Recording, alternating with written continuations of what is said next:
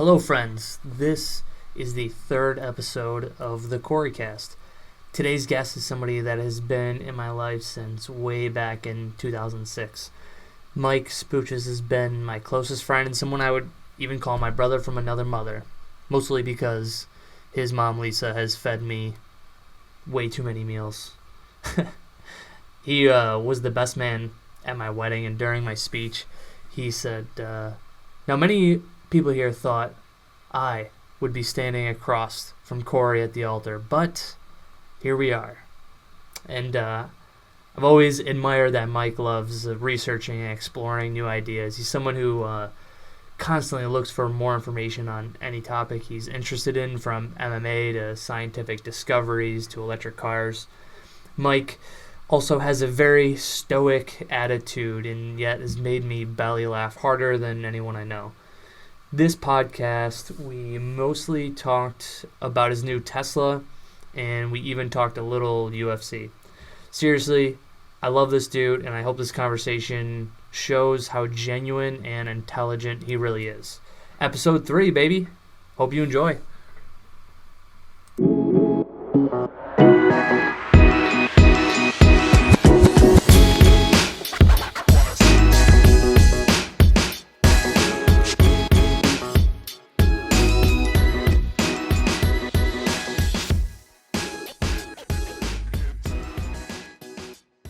The outside of the cup. That's how you know you've made it to the good side. When you're on a Dragon Ball Z cup? Yeah. Is this how the important podcast This is how it's going to start. We're just starting right off the bat by talking about Oh my god, coffee cups. it's begun. It's begun. What's cracking, man? How are you? I'm doing pretty good, man. Thanks for doing this. This is pretty cool, right? Absolutely. Thank you for penciling me into your busy schedule of having 7 different jobs going at one time. I know. Isn't it weird? You ever have like 3 jobs? You ever sell a house while you're teaching someone how to throw a round kick or anything like that? I should make it like a package deal.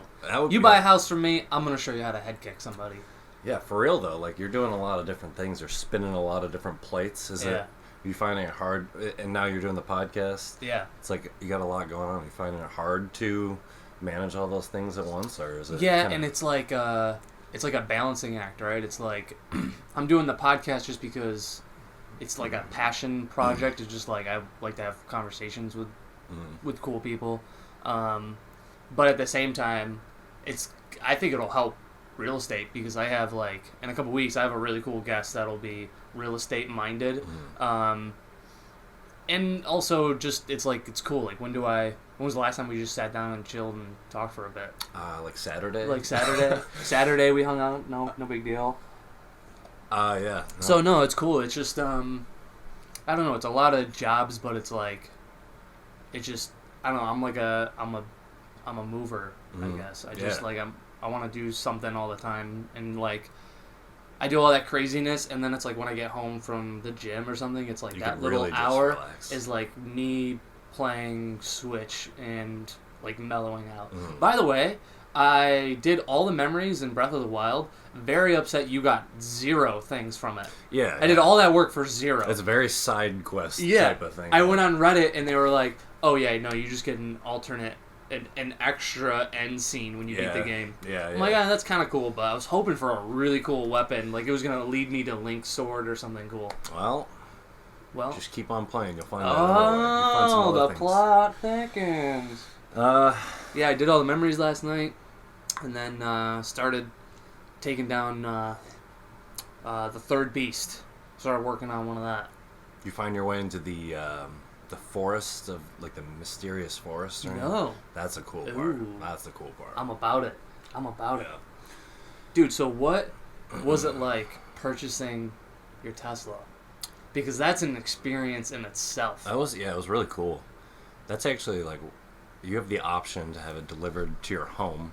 Which is crazy. I mean, the company Carvana will do that. Oh, right. It's just like a third-party thing. If you're spending enough, like, they can make it happen.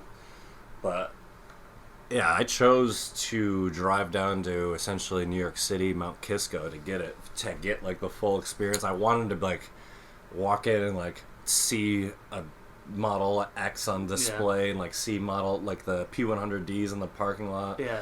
But this place was like a service center. They're there mostly to like work on cars, but now they're starting to like sell So more there's of them no dealership attached to it. It is, yeah. It's not like a huge parking lot like Driver's Village or something like that. It was a small area where they were mostly working on cars, and then they drove my car in like from a mile down the street and then just brought it to me like that. How wild. But it was cool. Definitely a cool process. Like you do it all online. It's like you're ordering something off Amazon. Especially you traded your car in with them, right? Or did you sell it? No, yeah, I just traded it in. It's hard to. If you trade in your car, you end up getting it back. Like you have to pay less in taxes for like on the actual vehicle because it like takes it off the front of it. Right. So it's hard to make money like selling it your own because you end up getting a tax cut for it. So. Oh, interesting. So it's just more convenient. Like how many tax cuts were there? Like, well, I mean, that's just like any few car. Of them, right? Like if you trade in your car to buy another car, you have to pay less on the sales tax of that vehicle because you takes it right off the price of that vehicle. Oh, Whereas if you sold your car and then bought it for full price, you'd have to pay more tax. But so you get a New York state tax, which is $2,000, and that's basically $2,000 that they add to your down payment. And that was because you bought a Tesla? That's any electric vehicle sold in New York State that's new. So you can't, it doesn't work for an old vehicle. And I also got an 1,875 like federal tax credit. That's because I purchased it before the end of last year. That credit is now gone for Tesla. Oh. It's like a federal incentive on all electric vehicles to try to sell emission-free vehicles, and it's basically up to $7,500, but it's only like if you actually pay that in federal taxes throughout the year. Mm-hmm. So like if you only pay $6,000 federal, you only get $6,000 back. Now this is a credit that's available to every single electric vehicle on the market: the Nissan Leaf, the new Ford Mach-E coming out, like except for Teslas and I believe GM.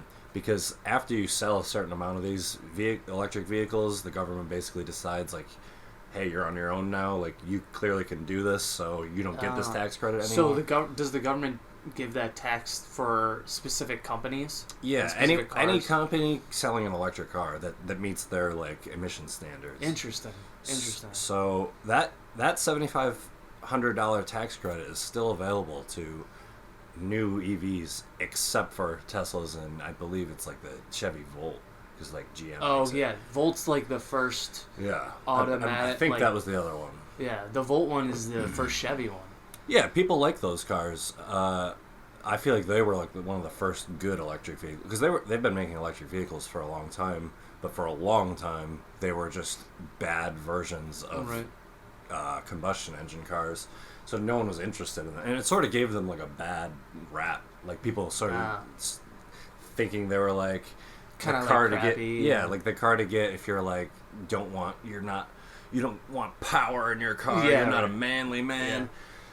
But I think that's completely changed now, and yeah, they're definitely. I see them completely as the vehicle of the future right now. Right. It's pretty wild. I mean, that Chevy Volt was like. I remember when they announced it because it was the first manufacturer that seemed to be like mass producing them, because like I heard of them before, and I could be wrong about this, but I've heard of them before, but it was never like I see Volts at least a few times a week now when I'm driving around. So it's kind of cool to see those cars. Are they the same as the Tesla where you just plug in and it's all electric? There's the Volt and then there's the Bolt. One of them is a hybrid, I believe, and the other one is fully electric. Oh, I think. Gotcha. I think that's how it works.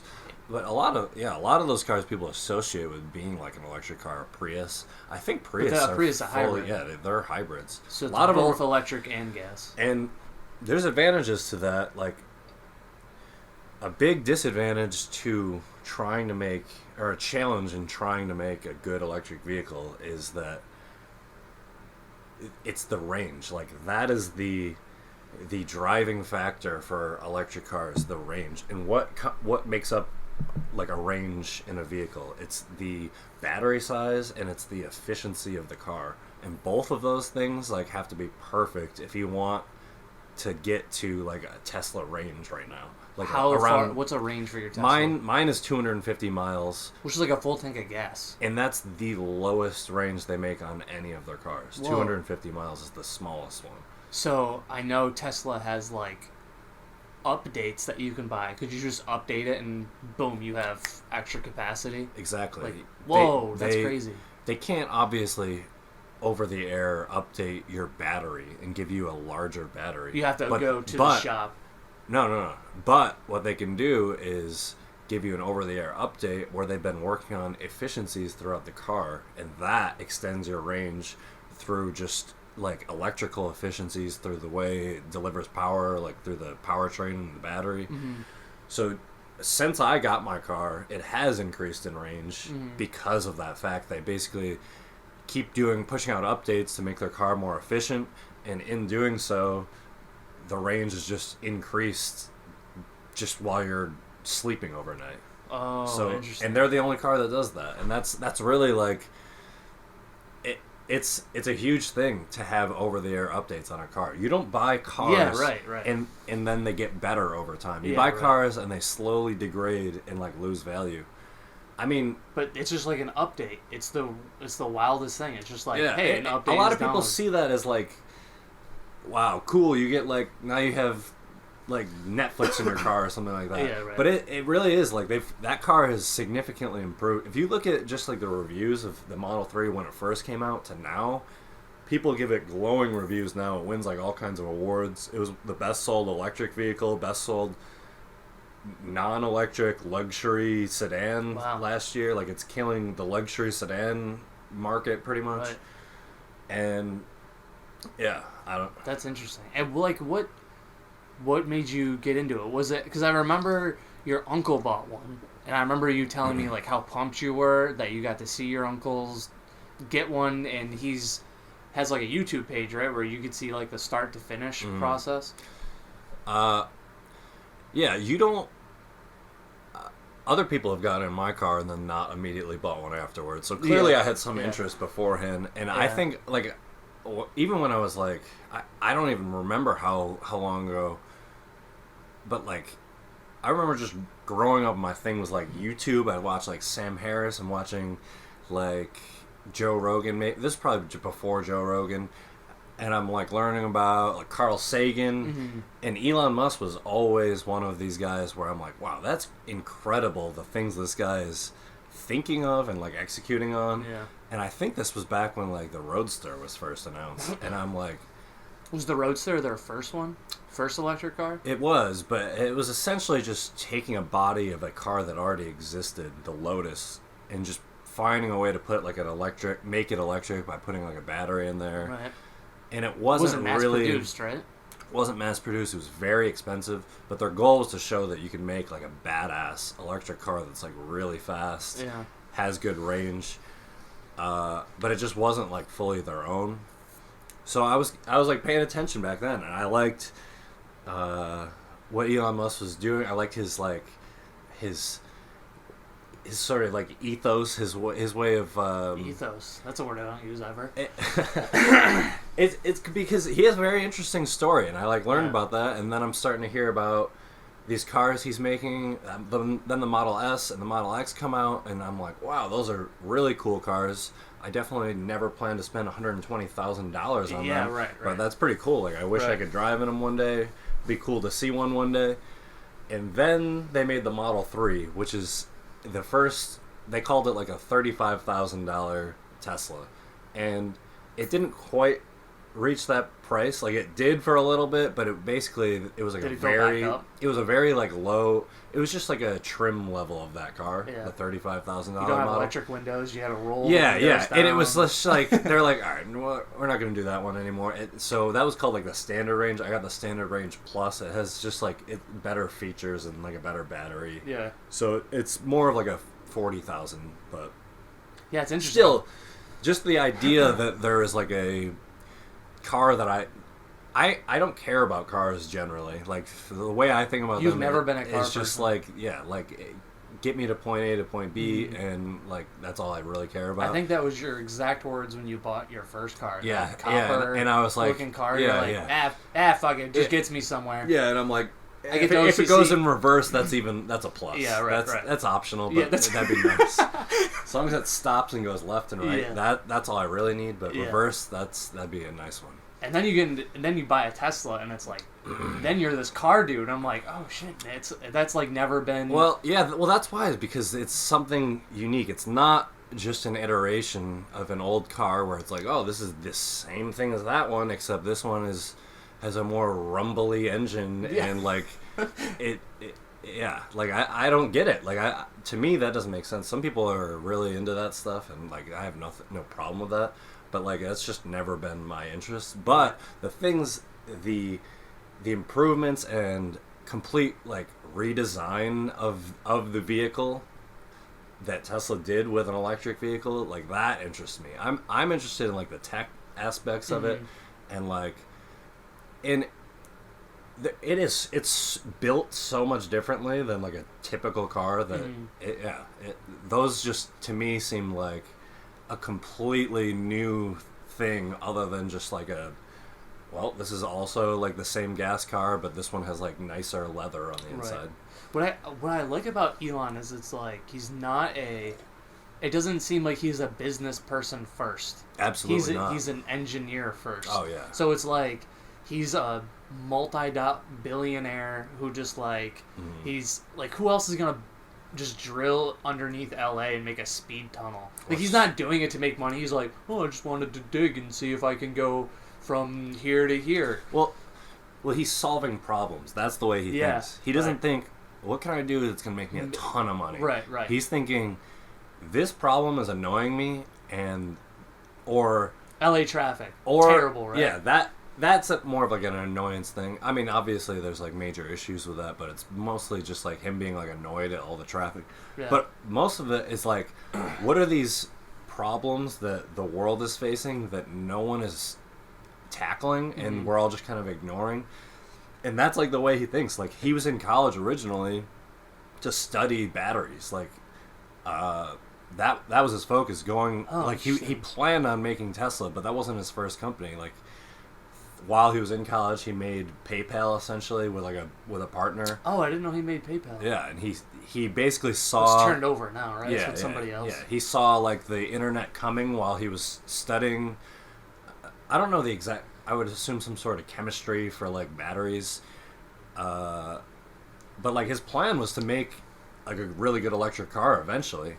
But he was in college, saw like the internet boom, the .com era, and he was like, he basically made PayPal because he realized like people needed like a way to pay for stuff online and stuff like that. And secure way. Yeah, and he sold it for a bunch of money and then used that money to start like his many other businesses that he's working on. SpaceX eventually, and Tesla and Solar City, and now the Boring Company. What is Solar City?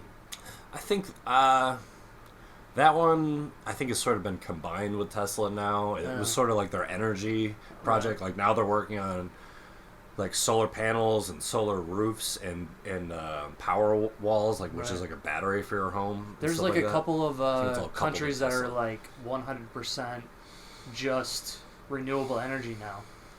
But they're like smaller. I think it's like Denmark or something. I just saw it online not too long ago.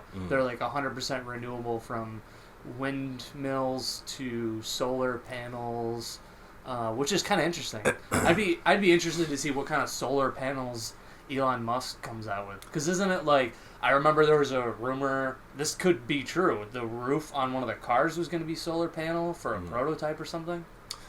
So they currently make solar panels in Buffalo, New York. There's a gigafactory. There's not many Tesla gigafactories, but there's one in Buffalo, New York. Interesting. I wonder where they produce. I don't know. Close to Canada. I don't know. Man, whatever. But they make solar panels and they make solar roofs. Have you seen the solar roof? No. It's literally like, instead of panels you place on your roof, it's an entire roof. By the way, in a real estate world with a solar panel thing, that seems to be... I almost did a deal. Good way to sell your house? No, because if you have somebody who doesn't want it, which could be a hassle, because you don't, like...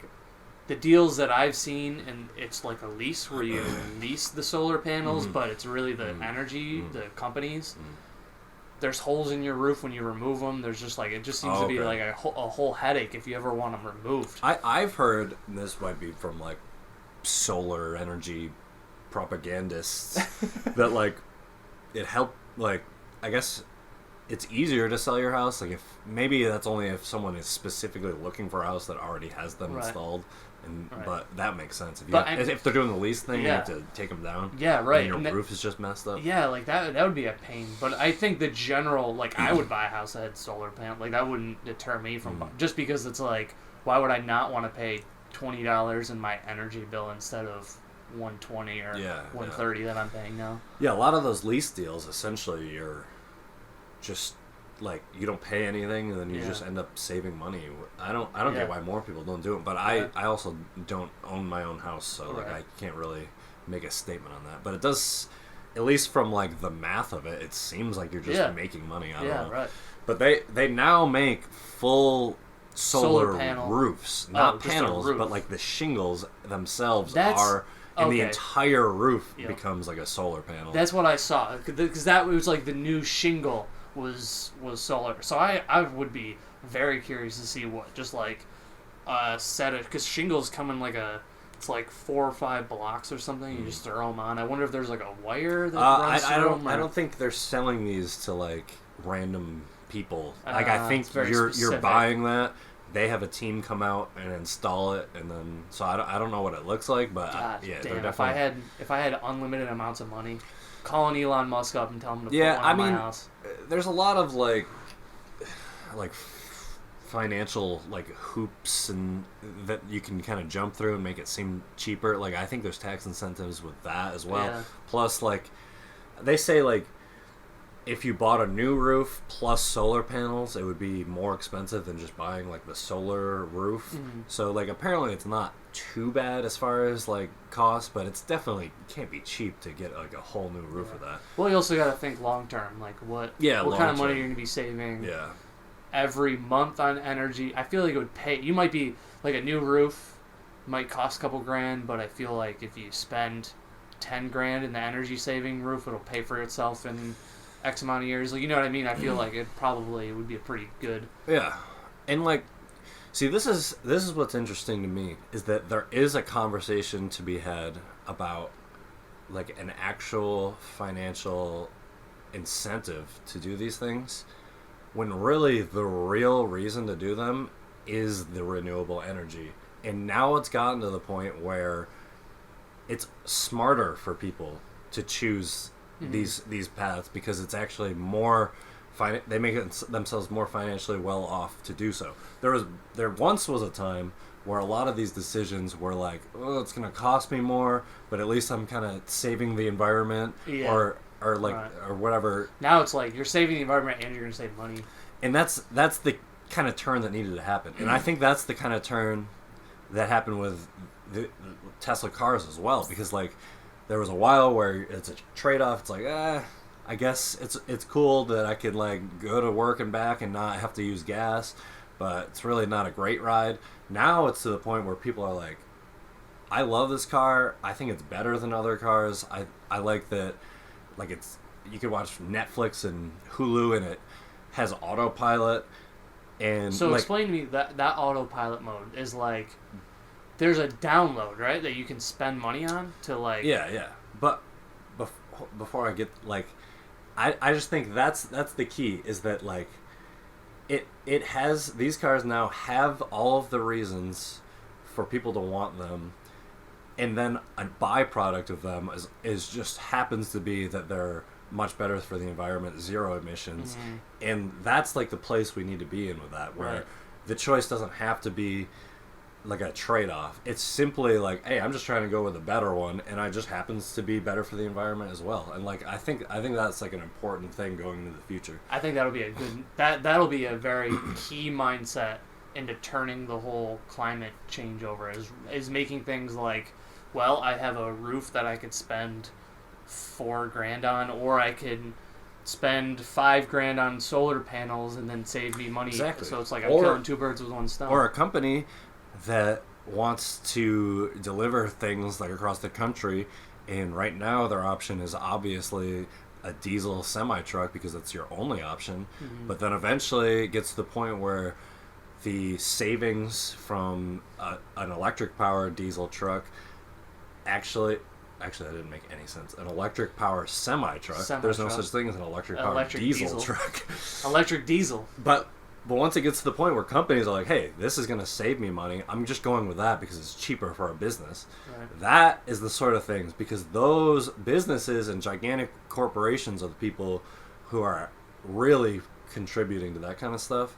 And once like Amazon realizes that it's cheaper for them to have electric delivery vehicles, which they're starting to do with like Rivian. Those are the kind of key moments where like I think that kind of stuff is going to change now that businesses are starting to adopt it because it's actually more financially viable for them. Right. But you were asking about the autopilot thing? Yeah. Because when I drove your car, I'm going to be very honest, I was very scared when I drove your car. Because do you remember you told me like 3 times, you're like, nope, just let it do its thing, dude. And I'm like, I couldn't control myself from grabbing the wheel or touching the brake a little bit. Well, you want to grab the wheel. Like, it's technically, like, you're not supposed to just go no hands with it. Yeah, no, I didn't go no hands, dude, allegedly. Allegedly, I took my hands off. Yeah, but it's certainly far past where a majority of people think it is, where we're at with autonomous driving. It's certainly also not just something I click on and I magically end up at my destination. Yeah, right. It's sort of a cruise control where... It's a more advanced cruise control. Yeah, I mean, it is adaptive cruise control plus lane assist. Mm-hmm. Like adaptive cruise control, and you just set a speed, it'll stay at that speed unless it thinks it's going to hit a car in front of them, and then it slows down and keeps a certain distance. And then lane assist, it's not going to bump out of a lane if it notices that it's between 2 lines. That's technically all it is right now. There's no AI decision making going on. And I think if people are expecting that is a far way off. How many years do you think? Like 10 years? Probably, definitely in our lifetime, I could see it. It depends, like, what you mean.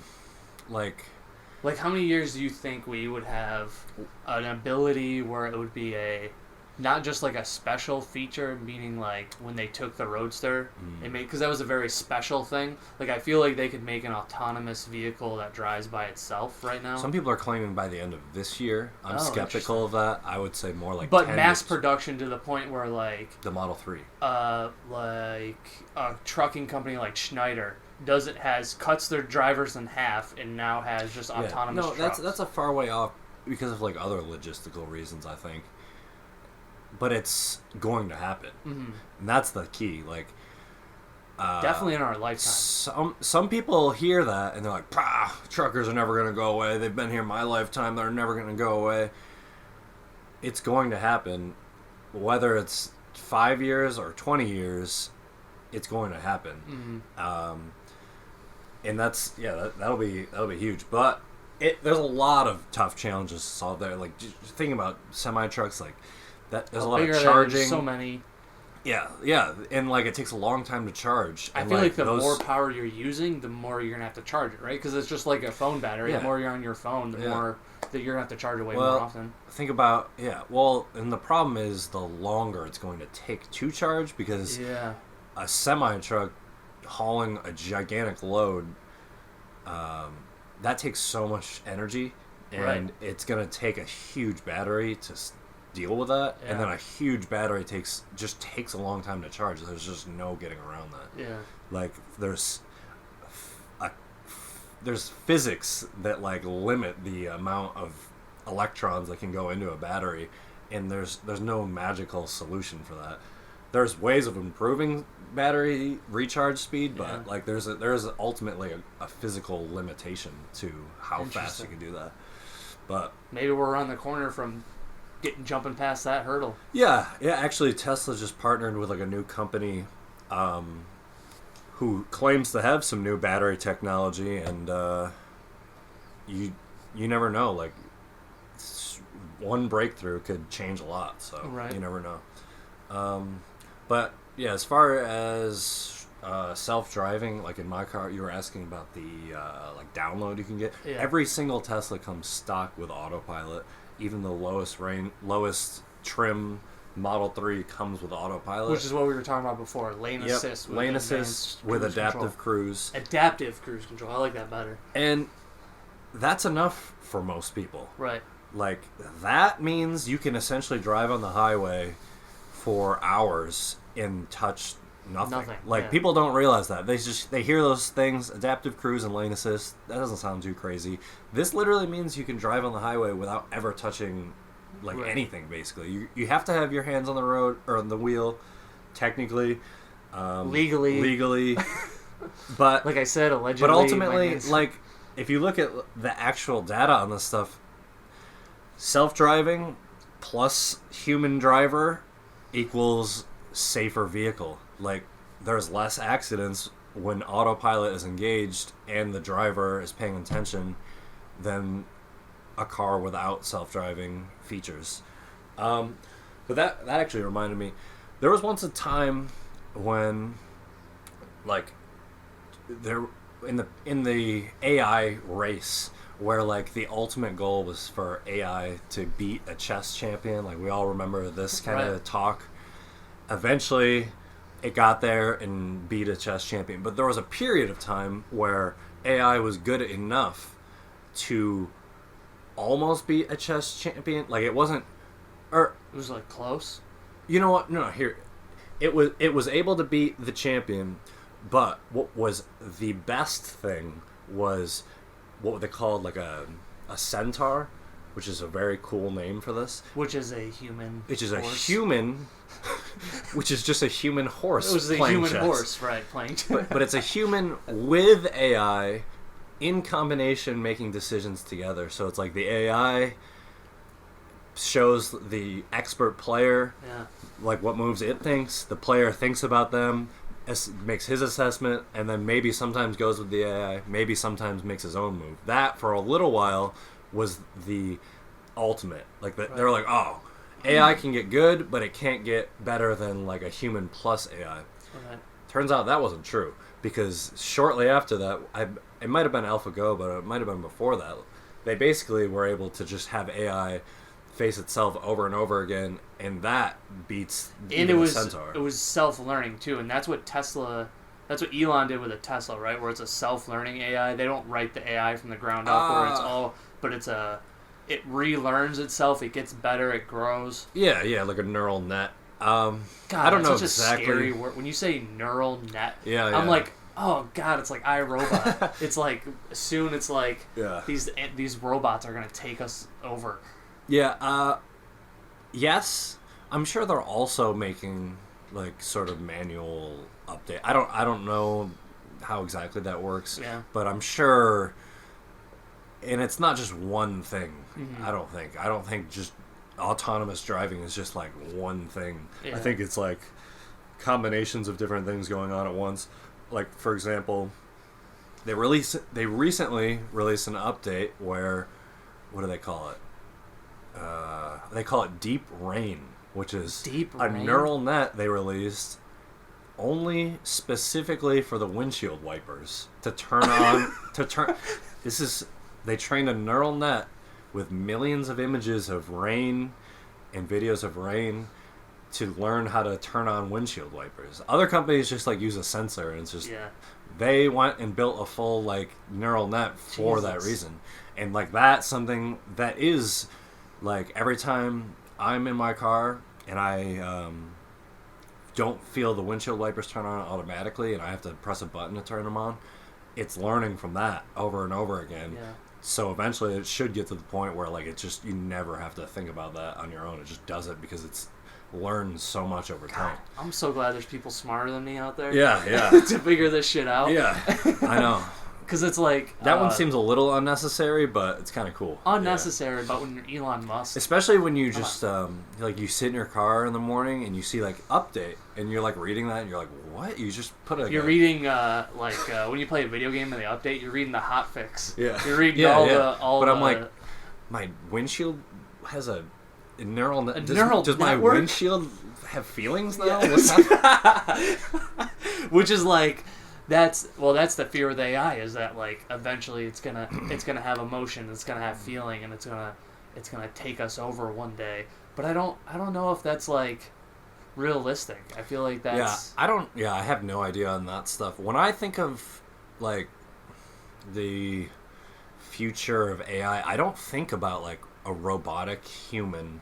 I think of like a smart home. Yeah. Like that's when I think AI. I'm exactly. like Alexa, the smart thermostat, the doorbell. That's what I think of too. Light changings. I don't think of like a body. I mean, I guess someone could do that, but I don't really see like the need. I don't what know. if Alexa turned into a robot, dude? I don't like know. a thing that stood in the closet, and then you'd say Alexa, and it pops out of the closet. Yeah, that'd be creepy. That'd be wild. That was like a Disney movie when we were younger. Yeah, it probably was. We probably are just remembering a movie that already happened. 100%. Yeah, that guy, did you listen to that Lex Friedman on Rogan's halfway podcast? through it, actually. Yeah, that's like sort of what he's building is like a... Do you ever watch that movie, Her? It's like an Alexa. It's like a little earpiece you put in your ear, and it's essentially like a virtual like girlfriend or like a partner, where it's just like some thing you have to talk to and like organize your schedule and stuff like that. But in the movie, like the guy ends up like falling in love with her and like... Spoiler alert, dude! I haven't seen it. Relax. But he's essentially trying to build that. Like it's like just it's not a person, but it's like the digital components of like a AI you could talk to like in your ear. Right. Which is pretty wild because like people, if you told my parents when they were 16 that they would have a phone in their pocket that could be a calculator, it could go on the internet, they'd connect you with millions of people, they would never think of that. So now it's like, okay, we have the cell phone, we have the technology, obviously that gets better, but what's the next thing? Like we don't know what the next thing is, and our parents, they thought the beeper was the fucking next thing, you know what I mean? So it's like, where do we go from here? I thought Google Glasses was going to take off, but I think everybody was like really worried and cognizant of that they were being recorded or felt like it was going to be a little weird. But I feel like glasses will be the next thing where you just put something on and then it's augmented reality in front of you where you're like talking to somebody and then you get a image, bing, your Brittany has texted you, and then you could like respond in your... I feel like that's like the next big thing. Yeah, man, for sure. It does seem like there's certainly like interesting challenges to that. Like when you think about it, like I'm wearing glasses right now, I'm thinking about it, like trying to imagine how that would work. Right. But it does definitely seem like something in that direction has to happen. There has to be some sort of increase of bandwidth to what you're able to do online. Yeah. And maybe it's some sort of brain implant. Oh, yeah, forgot to mention, by the way, one of Elon's other companies is that he's implanting a chip into your brain where you can interface with computers. Okay, all set on that just one. Just happened to glance over that detail, but yeah. No thanks, I'm all set on that one. That actually has very interesting implications. Right now it's mostly medical, like for people who have like a paralyzed limb or something like that. Like, whoa. Yeah. Where they can move their arm again? That's the goal. Or just, I don't know. Shit. But yeah, that's what they're trying to do. I don't know if you saw that like presentation at all, but they're essentially trying to make brain surgery like mainstreamed or streamlined to the point where it's like LASIK eye surgery, where it's like a surgery that you're in and out, high success rate. Yeah, because recovery time low. Exactly, because brain surgery is like not something anyone is interested in partaking in. Right. However, if it's just like a little, they showed images. It's like a tiny like little needle that they like thread some things into, and it's literally just like a prick. And like they do, I think they have to cut your skull open. But then it's like it's like a little like prick where it's all like done with like a machine. And they're trying to make it to the point where it's literally like so cheap or so inexpensive, safe to use and beneficial that like people will eventually elect to do this just on their own because they don't see a risk in it. Early 1900s, if you had a headache, they would just drill a hole in your head, and they're like, "Yeah, it'll fix it or relieve the pressure." Yeah, that was crazy. And now we're just like threading man. network shit into our brain. Yeah, the world's gotten very strange. Yeah. I'm glad that it has, but yeah, it's gotten to the point where like, how are people even like conceiving like, and executing on these ideas? It's it's very out there. Like we're literally trying to send people to Mars and stuff like that. Yeah. Like, what? How are these things even? You gonna go to Mars? imaginable? Are you gonna colonize Mars? I'll be there. You'll be. I'll be down here just enjoying oxygen. I'll bro. throw you like a paper plane with like a little message on it. Yeah, no, the images from the rover are pretty cool. It's like one of my things that I love the most about space technology is the fact that, like, look at the images of Pluto from when we were younger and we were learning about the solar system. It was like a pixelated thing. Now it's an HD, like high res, and it was a planet. Yeah, I'm a little bitter about that. Yeah, but I know. Now that we have the better images, now it's not a planet. Now, what the hell, dude? Back when it was a pixel, it was. Oh, it's a planet. Gotta call it a planet. Yeah. Still a planet, goddammit. Yep. It's a cute planet too. But no, it's like favorite. Space exploration is probably like one of the coolest things because the possibilities are endless. Like, I didn't realize the phrase infinite. What is Rogan's used it before, where it's like if it's infinite, then there's another universe with us doing the same thing, all different variations. You have blue skin, I have red skin. You have long hair, I have no hair, and it's like all this like different variations and concepts and stuff. Yeah. Which is wild. But then, when I was on Reddit, I saw like there's like all these theories of if there's other life on planet where it's like we're in a Goldilocks zone. It's very, very rare that happens. Intelligent life exists, but it's just watching us from afar. There's like all these different theories of why we haven't found life yet. Yeah. It's got to be out there, right? Well, there's that famous the Drake equation, which is basically like I don't remember the guy, something Drake, but it was basically. Oh, that's cool. The rapper made that up? Yeah, Drake, nice. The rapper. That's sweet. Yeah. Hell yeah. Yeah. He's a smart dude. Degrassi. Degrassi. Went from Degrassi to scientific equations. You know, the Degrassi formula. Yeah. But it's essentially just like taking into account how many stars there are that we can see, how many planets revolve around each star, how many, like, it takes into like all these things into account and basically determines like there like has to be life somewhere else, or after life reaches a certain point, it always just kills itself and just explodes and destructs itself. And so the planets with life are like a ticking time bomb? No, not necessarily, but like given like what we know about like just how vast space is, like it's definitely seems like there should be life, at least some, even if it's 0.00001%, like life is everywhere in the universe, even if that's the case. Like it is just so vast. Like we can't even as humans comprehend how vast space is. Yeah, you don't think about it when you see it. What I like is like when you see it online and it's like it puts it into perspective. Like there's that video that's on YouTube that like goes through the moon and then it brings you up the ladder on how big and then you get to the sun and you're like, Jesus, you could fit how many Earths into the sun from just a tiny little helpless ant. The sun's just a normal star in a sea of stars. Yeah, right. And the sun is like a smaller star too. Like that's not even the biggest star that's out there, which is like insane. It's just, I don't know. There's got to be life out there, and I want to find it. Yep, that's why we got to go to Mars first. Work our way through the solar system. There's going to be Cybertrucks on Mars. Cybertrucks on Mars. Slowly expand out. That's where Elon Musk could put all his superchargers. Yep. All on Mars. You know that's the plan, right? Cybertrucks on Mars. No. They're Mars ready, baby. What? Yeah, people are like, why do they look so crazy? It looks dumb. I want a Ford F-150.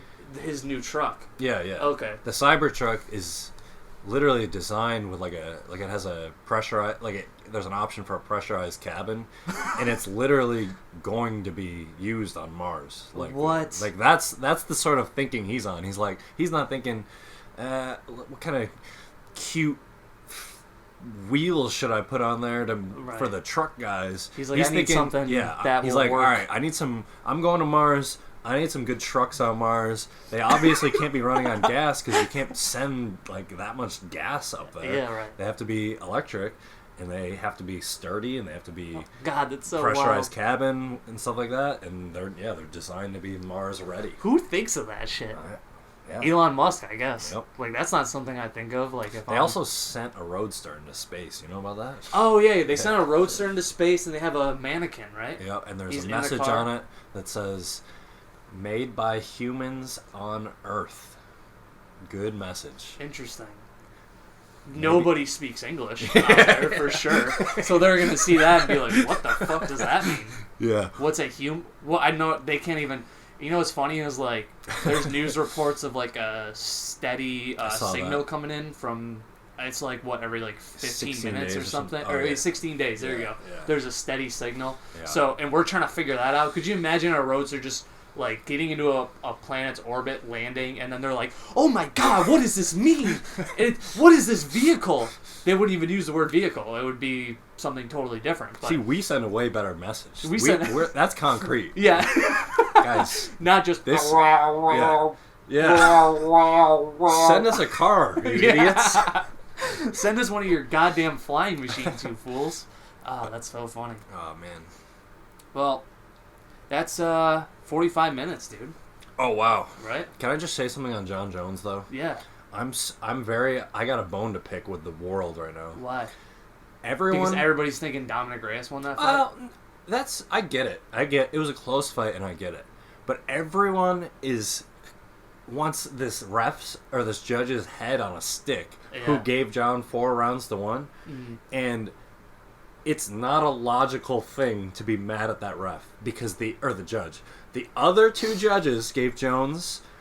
One of them gave him round 2, 4, and 5. The other one gave him 3, 4, and 5. Mm-hmm. And then this one judge that every single Luke Thomas, Ariel Helwani, Joe Rogan, Brendan Schaub, everyone is so mad at this ref. They say he should be fired. He doesn't know what he's doing. He gave him 2, 3, 4, and 5. When you should, if you have a true bone to pick with this guy, then your point needs to be, Dominic Reyes for sure didn't win round 2, and both of these judges don't know what they're doing. Right. You can't just get mad at this guy because he gave him 4 rounds. Like it's easy to think that like 4 rounds to 1. I watched that fight. It was a close fight. 4 rounds to 1. Yeah. But that's not how these things work. Yeah. Like, you win on rounds, and if they're close rounds, they could be like a coin flip decision sometimes. And it's not crazy for a judge to give it 4 rounds to 1 when 2 of the rounds were very close. I feel like everybody's just been very frustrated with Judging. the judging in general. And I will say that judge had bad decisions earlier on in that night, like that James Krause fight. Did you remember that fight? There was a judge staring at the floor for 30 seconds. That's not true. That's just a random commissioner. Oh. That's not a judge. People just were like, this guy was looking at his phone and he doesn't know anything about fighting. Look at it's that. like, See, that's how the rumors started. Yeah, but that's just not the case. But do you remember that James Krause fight where the guy had his back, the smaller guy had his back? Yeah. The whole first round, he had his back, almost choked him. That judge gave that round to the other guy. He had his back taken the whole round and almost got submitted like 4 times. But the other guy... That is one where like you cannot make that argument. Yeah, you would rather have people upset about that. Yeah. But I think it's like people are just upset at the judging because...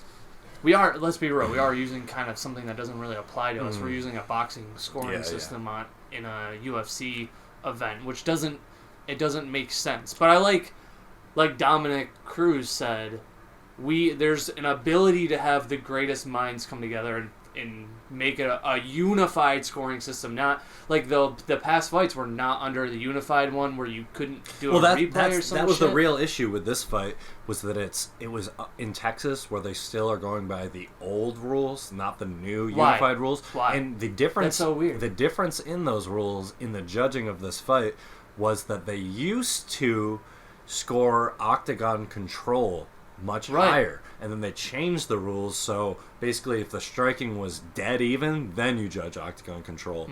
But this was the old rules, where octagon control is actually important.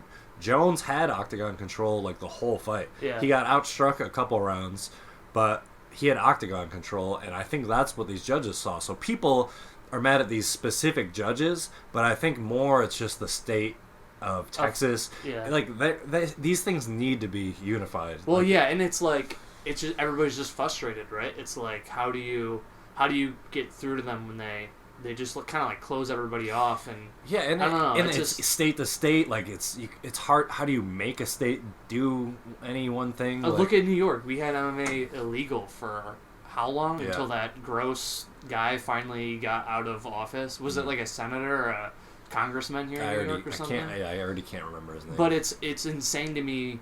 But it's like if like I could understand people being upset about the judging and having nothing done about it in the past, right? Like if this was 2004, 2003 when MMA was still getting big, it's like that's a different. Maybe we don't have the resources to make a whole. But now there's no reason for it. We have experts all over the place. We have experts that don't even fight in a cage. Ariel Helwani, that's a great mind to put in the mix of like, how do you want to score stuff? But we have tons of champions we can. Here's the thing: if you want to be a judge, you can sign up and be a judge if you want. Oh, The interesting. problem is it doesn't pay well, and nobody wants to do it. Right. These avenues are available, but people don't want to do it. Yeah. Like that's just true. Like Yeah. Ariel Helwani isn't gonna move to Texas and become a Texas judge for the right. athletic commission. And like people get mad, but like that's just the way things are, right? Like it's a hard problem to solve that because if UFC can't really do anything about it because it's like the independent states thing, and like they legally can't really do anything about it. They can't assign their own judges because that'd be like a conflict of interest. Right. It's a pretty complicated issue to It's like how come the refs still made by the state commission? Mm-hmm. So it's like we usually still have the same general refs. It's usually like the same. Yeah, because they're just 5-6 they're guys. just like licensed at every like. And, they like just Big Dan. license all Yeah, over. I'm sure. You know who we should talk to is Steve Ward. Yeah. I for should sure. talk to him. Yeah, about I would how love that to. works. Yeah. Because I have no clue, and I know before he said that it works on like a call basis, but it's like they also base it on how many fights you've. Like I would love to have a conversation with him and figure out like what it's like for him roughing. Yeah, I'm curious about that too. Because that's a whole different field. Yeah, like you become a New York State ref, but how do you get to the point where you're you like can do getting all called over. from the UFC to do these things? Yeah, right. Yeah, I don't know that process. I don't know. I think it's interesting. But back to the Jon Jones Dominic Reyes. Everybody's upset and thinks Dominic Reyes gets a rematch. How about Thiago Santos? I feel like he needs the rematch. Here's the I problem. feel like that fight was closer than Dominic Reyes. You say that, but here's the problem. I think there's I also haven't rewatched the Yeah. Thiago Santos fight since that fight happened. I rewatched both of them with no audio. Oh. For the reason of like trying to whenever you watch a fight, there's bias implied. Like, there's your own bias when you're watching it. Do you like this guy? Do you not like? Do you like the other guy? Even if like you don't really think about it, like there's some sort of bias involved, and it's so easy to take that. Or commentators are saying something, or the crowd is cheering at certain moments. There's a lot that plays into like who you think is winning, but you watch it in silence. I've never watched the fight in silence. That's I interesting. literally just typed in Jones versus Reyes full fight. It was the first thing that popped up. Oh, it was really? So easy to find. And what ends up happening is a lot of the drama of like, oh shoot, this challenger is actually doing something against Jon Jones is a little bit dulled because like these big shots don't really land clean. Yeah. And like it changes. Like the Thiago Santos fight, I watched that and I thought Santos hit some bombs. I thought he right? earned a split decision win when I watched that the first time. When I watched it the second time, I thought Jones won it like With no audio. 4 rounds to 1 probably. Yeah. He never was like in danger. Yeah. It's just like there's moments where he's like backing up and maybe gets hit a little bit and he's like running away and people are like, "Oh, what?" Yeah. But he doesn't really get hit like cleanly ever. Yeah, you sent me that video of him bobbing and weaving those yeah. punches. It was really nice, right? His head movement was on point that fight. Yeah. That was what I got from rewatching the Reyes and Jones one. That one, it was close. Round 1, Dom. 2 and 3, close. Round 4 and 5, Jon. Yeah. Like, but I think that's how Jon always is in his fights. I feel like since he's made his return, I feel like the first few rounds he's kind of just like poking, prodding. He's just trying to get a game plan for him, and then it's like the 3rd, 4th, and 5th when he kind of like figures out the riddle. You know what I mean? Yeah. I mean, his earlier days, he was that just aggressive, young, free spirit, like just had nothing to lose, just gunning for the title. Well, after you become a champion, I feel like it's impossible to keep that exact same style. It's a more mature style now. You have to play it a little bit safer. You have to, like, look at Floyd Mayweather. Like, he had to become this guy who was like, all right, He used to be pretty crazy. Yeah. And GSP, he was much more like trying to finish early on. Mm-hmm. It's just like what happens. You can't stay on top and then have these hungry guys gunning for you with nothing to lose, and then you're also kind of crazy. Right. It's hard. So where do you go for your Jon next? Like, who do you fight? Because if you look at the top contenders, I feel like there's nobody there that really makes a... Yeah, I wouldn't be mad at a rematch. I don't know. Contenders for the light heavyweight You UFC. got Cory Anderson, Jan Blachowicz. You got Stylebender. You got Stipe. You got Dominic Reyes. You got Thiago Santos. There's some options. I don't need to see him in giant fights. I like seeing him just fight the next worthy contender. Like I'm not mad at that. So the top 4 he's already beat. He's beat Dominic Reyes, Thiago Santos. He's beat Anthony Smith and DC. And then you have Cory Anderson, who's been gunning for a title shot, which I think he's actually fighting this weekend, right? Yeah, he's fighting. He does well against Jan Blachowicz. He deserves it, but they might. Did he fight Volkan? Jon Jones didn't fight Ozdemir, did he? No. See, that's the other funny thing is that Dominic Reyes was gifted a decision against Volkan. He lost that fight, but he everyone thinks he lost that fight, and he was gifted a decision, and he essentially got the title fight from that. Yeah. Whereas. Well, he got the title fight because he knocked out Chris Weidman. But he got the Chris Weidman fight after that one. I didn't agree. Like, I was like, when he fought Chris Weidman and knocked him out, I'm like, cool, let's see you fight Cory Anderson. It was just something fun. I think it was more Jon Jones' decision because he sees how dangerous he is and he wanted to fight him. Right. But yeah, you can't call robbery now when you didn't call robbery when he fought Volkan Ozdemir because that was a robbery. Yeah. This one wasn't a robbery. It was a close fight and you can disagree with the decision. The Volkan one was a robbery. Yeah, right. No, it's just it's interesting because for Jon Jones is like, you're saying you don't want to see him and now I'm like, no, I want to see him in a big fight. I want to see him move up to heavyweight and fight Stipe. I would love to see that, but I know DC and Stipe are waiting to fight. I'm like fine. I don't need to like hold up 2 divisions just to like see. I don't know. It would be cool. But I feel like then you just kind of kill the light heavyweight division for a while. Mm-hmm. Like what's going to happen there? Well, that tends to happen when anybody becomes a champ. Like it seems that like there's nobody I would say that's what I mean. Except for maybe Amanda Nunes, when she's champ. She's like defended both weight classes, right? Yeah, I think so. Because you have like Henry Cejudo became champ, but he hasn't fought in forever, and he's relinquishing the flyweight title, right? Yeah, that turned into a nightmare, and he's fighting Jose Aldo. Like, weird, right, and then it's what's another Connor when he was featherweight and lightweight, he never defended either. So it's like it's a weird thing where I'd like to see a double champ defend it in both weight classes. Yeah, Ryan Bader's about to do that. He's about to fight at 205 in Nice, Bellator. And he just fought heavyweight too, not too long ago. Yeah, he won the heavyweight tournament and then defended it against Czech Congo, and now he's going back to light heavyweight. You know who else has a chance to be a champ? Douglas Lima is fighting Gegard Mousasi. Oh yeah, that's right. You tagged me in that. That's gonna be a fight. That one. That's gonna be exciting. I think Lima can get it done. You think so? Dude's a beast. God damn. Dude's a beast. I'm pumped for that fight. Lima fought Rory McDonald, right? They both fought Rory. They both did, right? Lima's was a close fight. Gegard kind of messed him up. Yeah, I was gonna say, did he knock out Rory? think he just brutalized him. He might have knocked him out. I don't know. Because Rory's got a tough chin. Yeah, I think he just brutalized him a little bit. Yeah, I feel like he's got a pretty crazy chin.